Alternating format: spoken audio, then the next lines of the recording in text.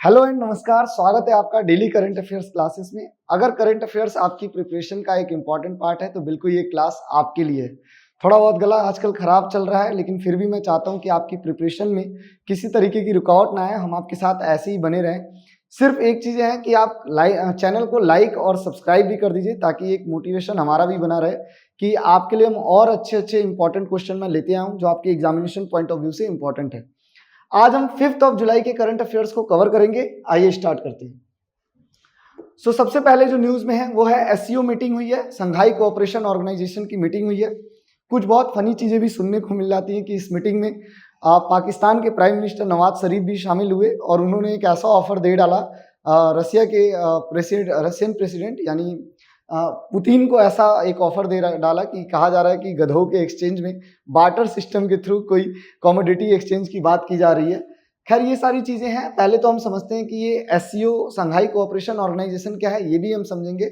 इससे पहले हम ये समझ लेते हैं कि इसमें जो इम्पोर्टेंट इवेंट हुआ है वो है कि बेलारूस जो है, जो कि रसिया का एक नेबरिंग कंट्री है और रसिया को सपोर्ट कर रहा है, जो अभी यूक्रेन के साथ रसिया का वॉर चल रहा है उसमें, और बेलारूस के ऊपर बहुत सारे ऑलरेडी बैन लगाए गए हैं। ठीक है, अगर हम बात करते हैं ट्रेड बैन जो होता है वो बहुत सारी इनके ऊपर बैन लगा चुके हैं। उसके बाद भी बेलारूस ने अच्छे तरीके से रसिया को सपोर्ट किया और उसी का एक रिजल्ट देखने को मिल रहा है कि बेलारूस ने 10th मेंबर के रूप में एससीओ को ज्वाइन कर लिया है। तो बेलारूस के बारे में भी थोड़ा बहुत देखेंगे। अब ये एससीओ मीटिंग कहाँ चल रही है, एससीओ है क्या, इसके बारे में समझ लेते हैं। Kazakhstan capital Astana hosted the 24th meeting of council of head of states of the Shanghai cooperation organisation, जो कि जुलाई 4 2024 को हुआ है। और ये हुआ है अस्ताना, कहाँ पे, कजाकिस्तान के अंदर। ठीक है, इसमें ये भी है कि हमारे देश के प्रधानमंत्री जो कि नॉर्मली हर बार अटेंड करते थे एससीओ मीटिंग, वो इस बार अटेंड नहीं कर रहे हैं। उनकी जगह पे जो फॉरेन एक्सटर्नल मिनिस्टर हैं, foreign affair minister S Jaishankar, वो अटेंड कर रहे हैं हमारी तरफ से। The conference was hosted by president Kassym Jomart Tokayev. ये जरूरी हो जाता है कि जो हेड ऑफ द स्टेट, जिस कंट्री ने इसको होस्ट किया उसके हेड ऑफ द स्टेट कौन है, तो कजाकिस्तान के हेड ऑफ स्टेट है कासिम जोमरात तोकायो, वहां के प्रेसिडेंट हैं। यूरोसियन कंट्री, यूरेशिया मतलब यूरोप और एशिया के बीच में आने वाली ये जो कंट्री है, that is Belarus, was admitted to 10th full member of the SCO. कि इससे पहले 9 मेंबर थे एससीओ के। फुल मेंबरशिप की हम बात करते हैं, कुछ ऑब्जर्वेशन के रूप में भी कुछ कंट्रीज जो होती हैं जुड़ी रहती हैं। यहाँ पे फुल मेंबरशिप के रूप में बेलारूस ने ज्वाइन कर लिया एससीओ को। Indian prime minister skip the meeting and India was represented by external affairs minister. 16 world leaders including Russian president. अब इसमें जो जो वर्ल्ड लीडर्स आए थे वो देख लीजिए। एससीओ आज के टाइम में एक इंपॉर्टेंट रोल भी प्ले कर रहा है। अगर हम बात करते हैं एंटी वेस्टर्न अलायंस के रूप में देखते हुए, शायद इंडिया के प्राइम मिनिस्टर इसको नहीं ज्वाइन कर रहे हैं, ऐसा समझा जा रहा है।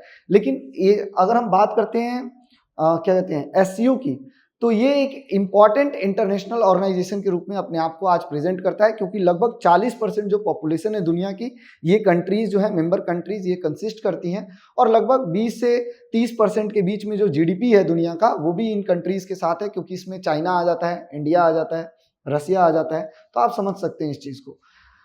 तो सबसे पहले जो जो लीडर्स ने इसको एक तरह से इस जो लीडर वहां प्रेजेंट थे वो थे Vladimir Putin, Chinese president Xi Jinping, Pakistan के प्राइम मिनिस्टर शहबाज शरीफ, उज्बेकिस्तान के प्रेसिडेंट शौकत मिर्जियोयेव, ताजिकिस्तान के प्रेसिडेंट इमोनियल रहमान, किर्गिस्तान प्रेसिडेंट सैदीर जहनप्रो। हो सकता है कि I am not pronouncing it correct, सही से प्रोनाउंसिएशन नहीं हो रहा होगा इन नामों का।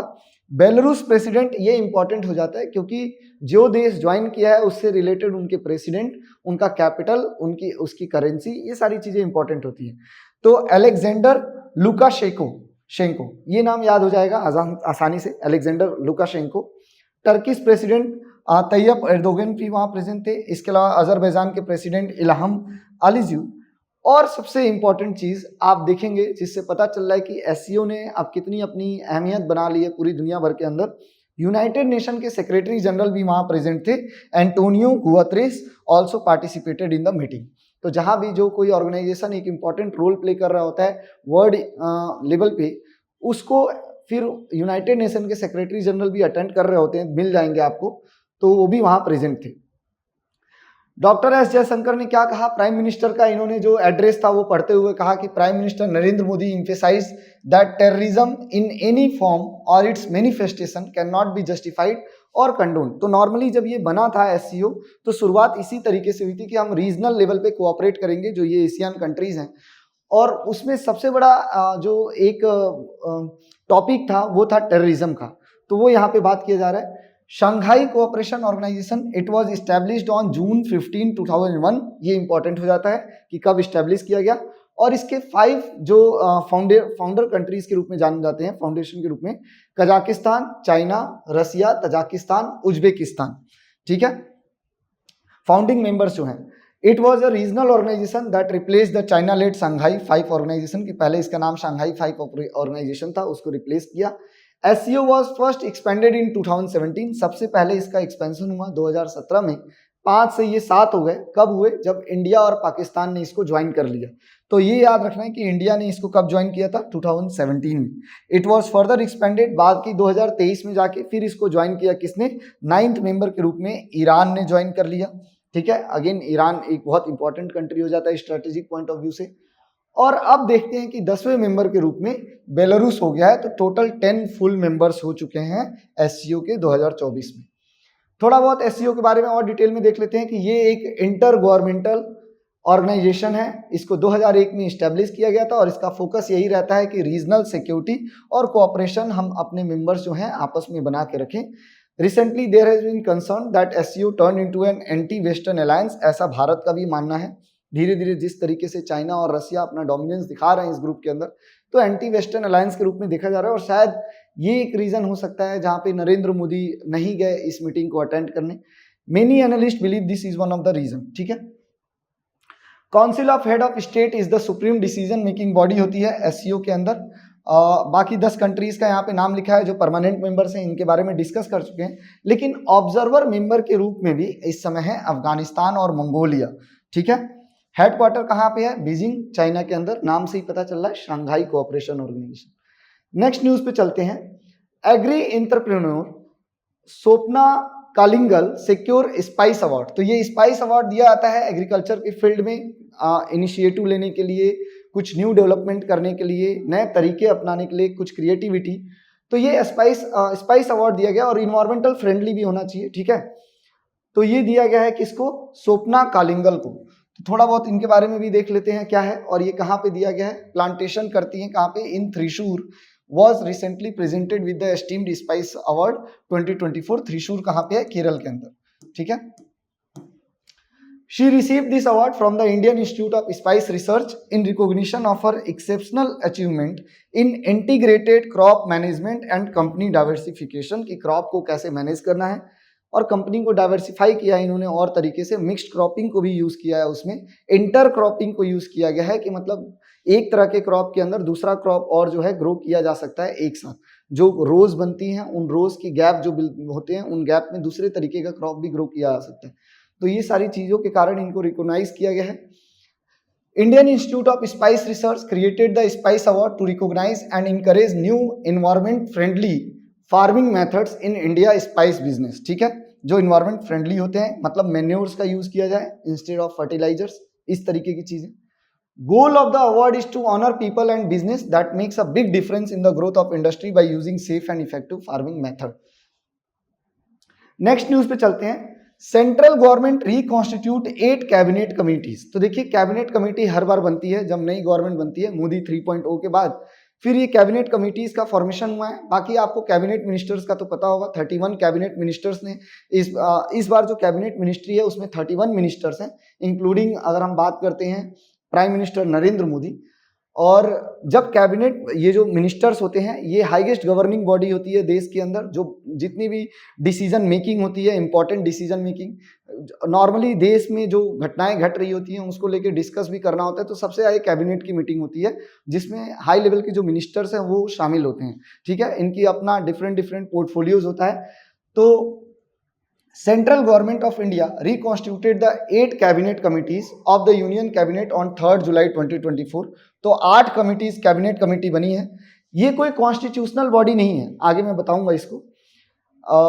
Of the 72 members of the Union Council Minister, including the Prime Minister, 31 members cabinet rank के जो थे वो बने, और cabinet minister are part of the newly reconstituted cabinet committees. तो ये कैबिनेट कमेटी अलग अलग डिपार्टमेंट को, मतलब जो हमारे देश में जैसे सारी चीज़ों को संभालने के लिए ये कैबिनेट कमिटीज बनी हुई हैं। Most of the cabinet committees के जो हेड हैं वो प्राइम मिनिस्टर नरेंद्र मोदी होते हैं, मतलब जिस कमिटी में वो शामिल हैं उसके वो हेड भी रहेंगे। ठीक है, तो वो सिंपल हो जाता है।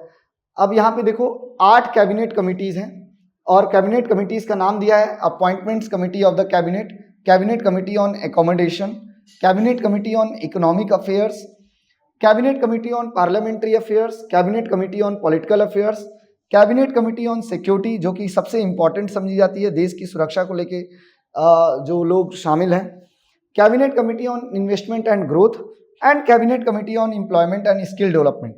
इसमें से 2 ऐसी कैबिनेट कमेटी हैं जिसको हेड नहीं करते हैं कौन, प्राइम मिनिस्टर। ये है cabinet committee on parliamentary affairs और एक cabinet committee on employment and skill development. इसको प्राइम मिनिस्टर हेड नहीं कर रहे हैं। ठीक है, तो आई होप दिस इज क्लियर है। ये 8 कमेटी हैं। क्या 8 होती हैं? ऐसा कोई फिक्स नंबर नहीं है कि 8 ही कैबिनेट कमेटीज होंगी। इससे पहले मनमोहन सिंह की गवर्नमेंट में ज़्यादा कैबिनेट कमेटीज थी। फिर 2019 में 2 और कैबिनेट कमेटीज जो मैंने आपको बताया इनको और ऐड कर दिया गया था। ये कैबिनेट कमेटी ये ऐड किया गया था, और एक और कंफर्म करना पड़ेगा।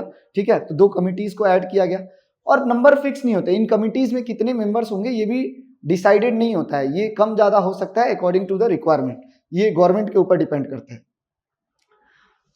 तो all committees except cabinet committee on accommodation and cabinet committee on parliamentary affairs are headed by the prime minister. अच्छा, एक थोड़ा सा चेंज कर लीजिएगा यहाँ पे, सॉरी, ये कैबिनेट कमिटी ऑन एम्प्लॉयमेंट नहीं रहेगा, ये कैबिनेट कमिटी ऑन एकोमोडेशन, और ये cabinet committee on parliamentary affairs, इसको हेड नहीं करते हैं प्राइम मिनिस्टर, बाकी सबको हेड करते हैं। ठीक है, बाकी सबके हेड होते हैं prime minister. They are extra constitutional in emergence. इसका मतलब ये है कि they are not mentioned in the constitution, कि कैबिनेट कमेटी की बात कॉन्स्टिट्यूशन में नहीं है। ये डिसीजन मेकिंग को इजी कराने के लिए, गवर्नमेंट की फंक्शन को अच्छे तरीके से काम करने के लिए, एक कोऑपरेशन बना के रखने के लिए किया गया है। ठीक है, the executive of India works under the government of India transaction of business rules 1961, और इसमें कहा गया है कि गवर्नमेंट अपने रिक्वायरमेंट के हिसाब से और रूल्स बना के और अपनी कमिटीज वगैरह बना के चला सकती है, फंक्शन कर सकती है गवर्नमेंट को। Prime minister is the head of the union council of minister, ये सबको पता है। Cabinet committee of which the prime minister is a part will always be chaired by the prime minister, क्योंकि वो तो हेड ऑफ द स्टेट है, पूरे देश के जब प्राइम मिनिस्टर हैं तो कमिटीज के भी प्राइम मिनिस्टर एक तरह से हेड होने चाहिए। ठीक है, तो 2 कमिटीज यहाँ पे दिया हुआ है, committee on skill employment and livelihood और कैबिनेट ऑन पार्लियामेंट्री अफेयर्स। यहाँ पे थोड़ा सा एक कॉन्ट्राडिक्शन हो गया है, चलो इसको मैं आपको कमेंट बॉक्स में लिख के करेक्ट कर दूंगा। एक एकोमोडेशन का मैंने कहा था, लेकिन यहाँ पे थोड़ा कंफ्यूजन हो गया। Following are the reconstituted union cabinet committee and its members. The appointments committee of the cabinet consist of 2 members, prime minister and union home minister and minister of cooperation. Next news पे आ जाते हैं। ये next news है that is related to central government ने smart city mission जो था उसको एक्सटेंड कर दिया है 2025 तक। इसका एक्चुअली में एक एम बना के चले थे पहले स्टार्टिंग में कि मार्च 2023 तक हम इसको फुलफिल कर देंगे।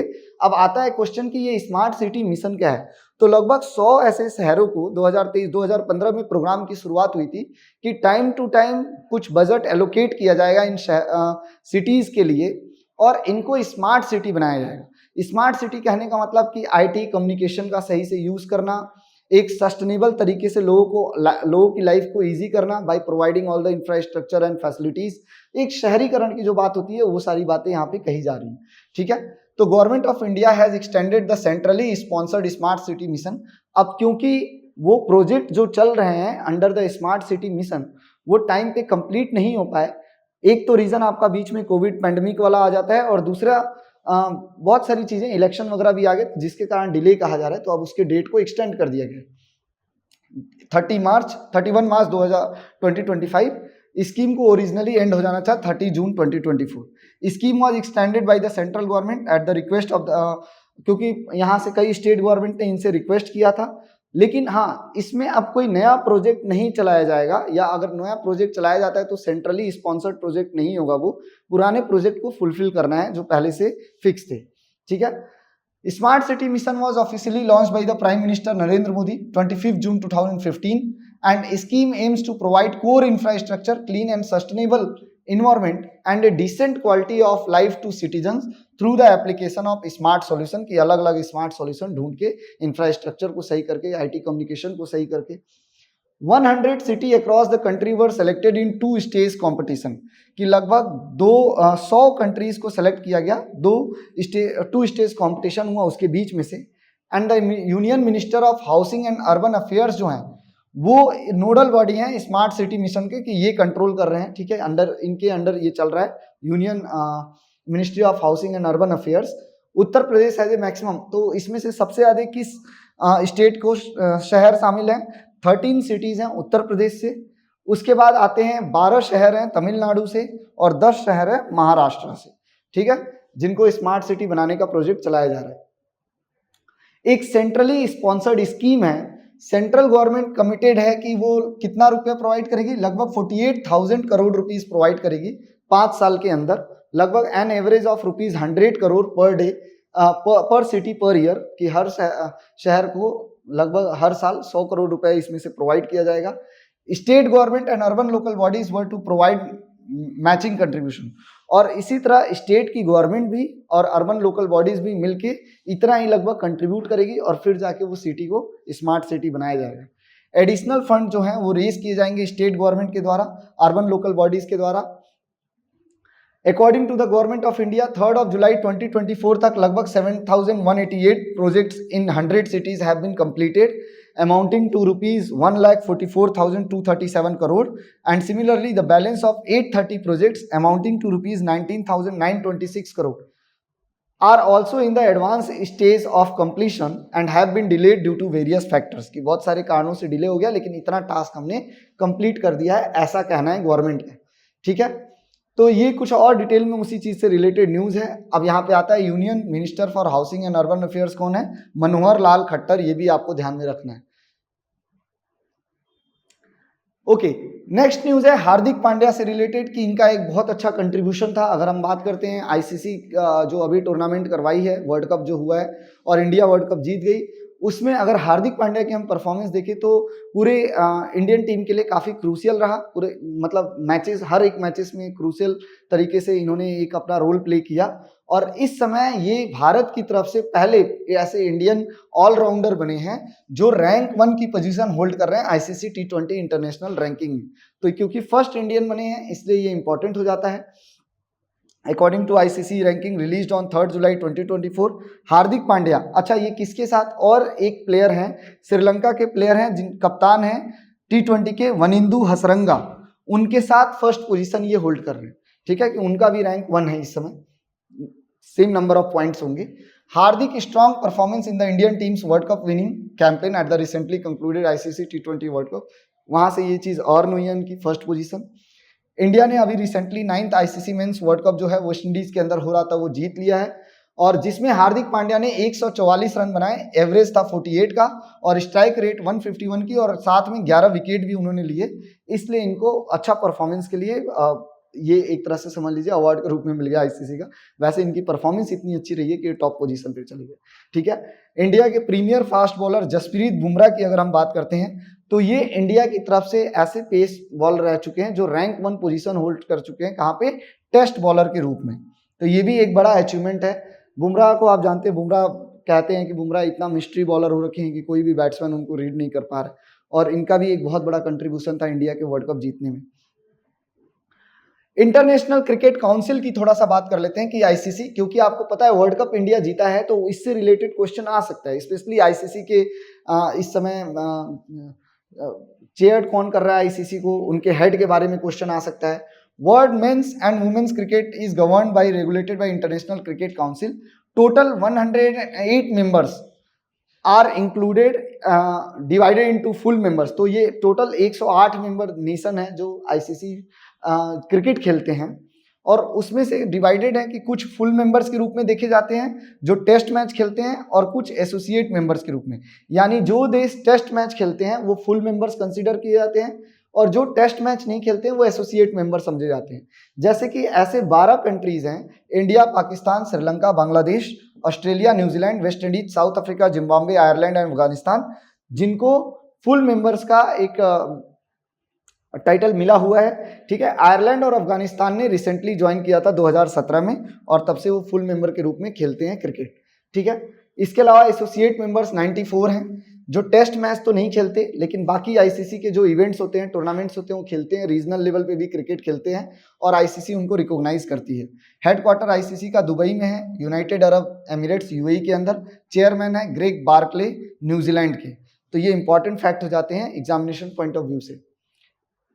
ये था आज का करंट अफेयर्स। कुछ मैं आपको बोलता हूँ सेल्फ रिसर्च ऐसी चीजें हैं जो आपके नॉलेज को इनहेंस करती हैं, एग्जामिनेशन पॉइंट ऑफ व्यू से भी इंपॉर्टेंट रहते हैं और ऐसे टॉपिक हैं जो न्यूज में रहे हैं। वन नेशन वन इलेक्शन का क्या मतलब है, what are the major reasons behind human animal conflict के क्या रीजन हो जाते हैं, सरोगेसी से आप क्या समझते हैं, जेंडर इक्वालिटी को कैसे देखते हैं, does paid leave demand for menstruation can hamper gender equality, तो ये भी इसमें शामिल है। कुछ ऐसे टॉपिक जो काफ़ी क्रिटिकल हो जाते हैं और ज़रूरी है उसके ऊपर पढ़ना, उससे रिलेटेड जो लॉज हैं। अब एक जल्दी से फास्ट रिवीजन कर लेते हैं आज जो हमने पढ़ा, ताकि इस रिवीजन में ही हमें सारी चीज़ें याद हो जाए। Who has been recently receive spice award 2024? Swapna Kalingal. How many cabinet committees have been reconstituted by PM Modi led central government in July 24? तो टोटल 8 हैं। Who chairs the meeting of the union cabinet? कौन करता है चेयर यूनियन कैबिनेट की meeting को? Prime minister. ठीक है, जैसे जैसे मैं क्वेश्चन पूछ रहा हूँ आप साथ में कमेंट बॉक्स में आंसर लिखते जाइए, ये मैं आपसे उम्मीद करता हूँ, इस तरह से आपका रिवीजन भी होगा। Where was the 24th meeting of council of head of the state of Shanghai cooperation organisation held? कहाँ पे हुआ है? अस्ताना, कजाकिस्तान में। Which country has been recently joined as the 10th full members of the Shanghai cooperation organisation? कौन सी country ने join किया है? Belarus. Who is the president of Belarus? President का नाम क्या है बेलारूस का? When was establish Shanghai cooperation organisation? 2001 में एस्टैब्लिश किया गया था। ठीक है, and where is headquarter of Shanghai cooperation organisation? Headquarter कहाँ पे है? तो ये आपको मिल जाएगा Beijing, China. In which year did the central government started the smart city mission in India? कब शुरू किया गया था? 2015 में। ठीक है, डेट भी लिख के बता दीजिए। Which ministry of the government of India is the nodal body of implementing smart city mission? कौन सी मिनिस्ट्री है? Ministry of housing and urban affairs. Who becomes the first Indian player to be rank number 1 ICC T20 international allrounder? That is Hardik Pandya. And this is all for today. I hope this session is helpful for your preparation. इसी तरह आगे important current affairs daily update रहने के लिए मेरे को join कर लीजिए इस चैनल को। चैनल को लाइक और सब्सक्राइब कर दीजिए। Thank you everyone.